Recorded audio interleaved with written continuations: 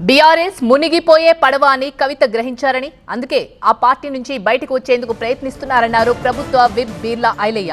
BJP BRS సంబంధాలను కవిత బయట పెట్టారని, బీఆర్ఎస్ పార్టీ మూడు ముక్కలయ్యే సమయం వచ్చిందన్నారు. బీఆర్ఎస్ మునిగిపోయే పడవని తెలిసి కవిత గారు మునిగిపోయే పడవలని ఎందుకు ఉండాలి అని చెప్పి బయటికి దుంకే ప్రయత్నం చేస్తుంది కవిత గారు. మరి గత 10 ఏళ్లలో కూడా ఏనాడు కూడా బీసీల పక్షాన మాట్లాడిన కవిత గారు ఇవాళ కవిత గారికి బీసీలు గుర్తొచ్చిర్రు. బీజేపీ తోటి మీకున్నటువంటి సంబంధాన్ని కవిత గారు బయటపెట్టిర్రు.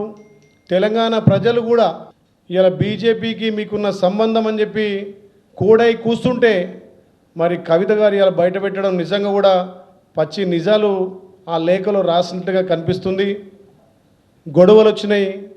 కల్వకుంట్ల కుటుంబం బీఆర్ఎస్ పార్టీ మూడు ముక్కలుగా విడిపోయే సమయం ఆసన్నమైంది కాబట్టి ఆ పార్టీలో నేను ఇముడలేనని చెప్పి బయటికి వస్తున్న తరుణంలో కవిత గారు నిజాలు చెప్పినట్టుగా ఇవాళ గుర్తొస్తున్నాయి.